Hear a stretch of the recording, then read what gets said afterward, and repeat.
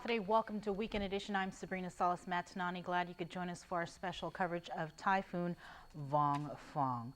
Guam Homeland Security Office of Civil Defense, along with the National Weather Service, has been monitoring the typhoon since Saturday. The island was declared in condition of readiness 2 at 8 o'clock this morning. Likewise, Guam, Rota, Tinian, and Saipan are under a typhoon warning. Our Jolene Tovis joins us from Agana Heights. Jolene.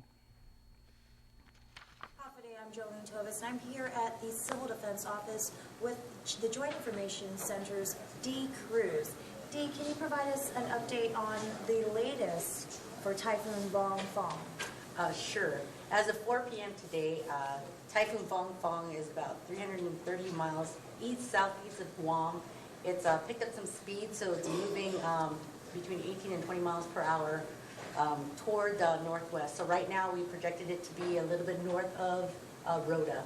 So that before it was declared, it was in between Rota and us. So it's fairly moving up, but we're still monitoring it very closely. As you well know that we've made some changes in the prediction and changes in condition of readiness, going from 3 to 2 and now determining when to go to 1. Right now we're experiencing scattered showers in a lot of areas. Low-lying areas have received some flooding. We've got some phone calls of roadways that were closed down but now have opened up. In regards to the east end of the island, moving into the west, Polaris Point to be exact, we had that closed down for a little while. We just got word that it now has opened up to one lane on either north end and also southbound, so we're encouraging drivers to drive cautiously there.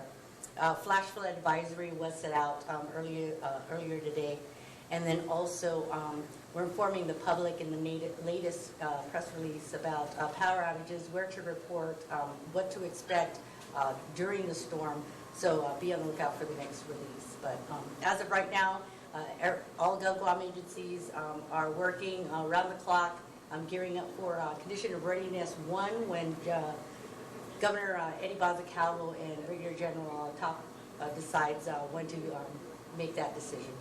All right, so when is going to be the closest point of approach for Typhoon Vongfong, and how many miles per hour winds can we expect at that time? Okay, it'll be at 5 a.m. Monday morning. At 5 a.m., the northern part of the island will experience Category 1 typhoon winds from 85 miles per hour, gusts to 95. The lower part of the central and the southern part of the island will experience tropical storm winds anywhere from 39 miles per hour to 50 miles per hour. All right, thank you so much, Dave.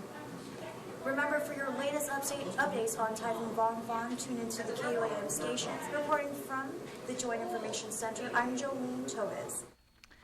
Thanks, Jolene, reporting from Civil Defense. Again, she was with D. Cruz. Now, according to the 5 p.m. bulletin from the National Weather Service, Typhoon Vongfong is heading towards Rota and the southern Marianas. It is located about 225 miles east of Guam, packing winds of up to 80 miles per hour. Currently, it is moving west-northwest at 21 miles per hour. The typhoon is intensifying and could bring Vongfong through the Mariana Islands by early Monday morning, and as you heard from D. Cruz, that being closest point of approach around 5 o'clock in the morning tomorrow.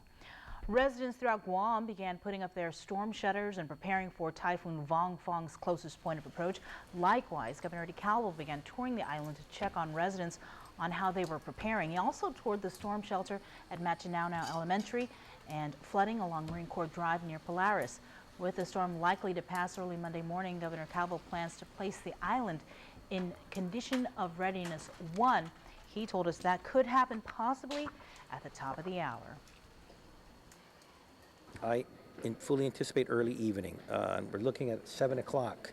Again, unless there's some major deviation either in the direction of this storm or wind speeds. But at this point, we're looking at 7 o'clock as the next period for elevation to core status 1.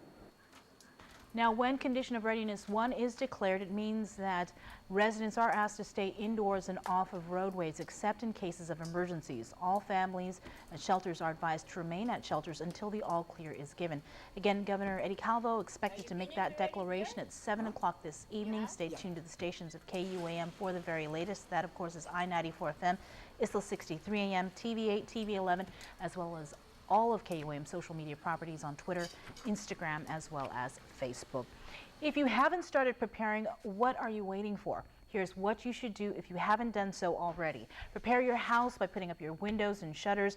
Prepare your emergency kit. That includes canned goods, drinking water, medication, important documents, baby formula, blankets, etc. If you don't have these items, use this time now to go to the store and pick them up. Now go to the pharmacy and refill your prescription drugs now. Secure your pets, animals in a safe location. Touch up on your family plan. Know the numbers to contact one another. Have a dial rotary phone available in case the power goes out. Now wash your laundry while there's still power. Take down political signs on private property. Campaign signs also should be taken down on public property.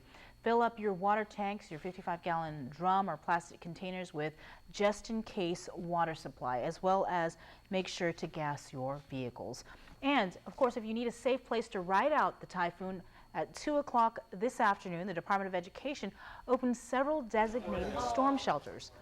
Starting in the northern part of Guam, you can seek shelter now at Estumbo Middle School, Machinanao Elementary, Maria Ujoa Elementary. For residents living in central Guam, you can also go to George Washington High School in Mangilao. Finally, for southern residents, if you need a safe place to go, you can go to either Harry S. Truman Elementary or Talafofo Elementary School. Please keep in mind alcohol, weapons, illegal drugs, candles, and other flammable devices are prohibited. Pets are also forbidden unless they are service animals. With the shelters open and with Guam likely to go into Condition of Readiness 1, this of course means all public schools are closed on Monday. Also closed the Guam Community College as well as the University of Guam and Dodea schools. And while Vongfong makes its way to the Marianas, island residents have already been pounded by relentless rains. As reported on all our social media properties, the NWS issued a flash flood watch, which remains in effect until Tuesday morning. Likewise, one of our viewers sent us this picture of how bad the situation was along West O'Brien Drive near the District Court of Guam. Much more rain is anticipated according to the NWS. About 6 to 10 inches is expected through Tuesday morning. Rain from previous days are already saturating the ground, flooding many areas around the island. Low-lying areas in the south are especially vulnerable, such as Route 1 in Pidi, Maritzo, in Arahan and Pago Bay. If you're driving and come across flooded roads, don't drive through them. Find an alternate routes. Meanwhile, we'd like to see how you are hunkering down for the typhoon and your experience. When you post your videos and pictures on social media, make sure to hashtag Vongfong. We'll be sure to share your posts with our viewers. As for island residents with medical needs, such as those who rely on life-sustaining machines, you should make arrangements with the relative or neighbor with a working generator and stay with that person during the storm. If you're a dialysis patient, please contact your center if rescheduling is necessary. We've learned that Guam Renal Care Clinic will be open until 8 o'clock tonight. Women at least 36 weeks pregnant and all high-risk pregnant mothers who are 6 months pregnant or more should start checking in to the Guam Memorial Hospital. As for news from the Guam Waterworks Authority, when Core 2 was declared, the Guam Waterworks Authority shifted all 105 operational wells onto generator power. According to GWA spokesperson Heidi Ballendorf, should you have any water issues or breaks on your street during the storm, call GWA Dispatch immediately. That number is 646-4211 or 646-7319. Ballendorf notes that the most efficient and effective way to let the agency know about a water issue in your village during the storm is to report it directly to dispatch. This will ensure that it's properly recorded, and as soon as it's safe to send crew, they will respond immediately.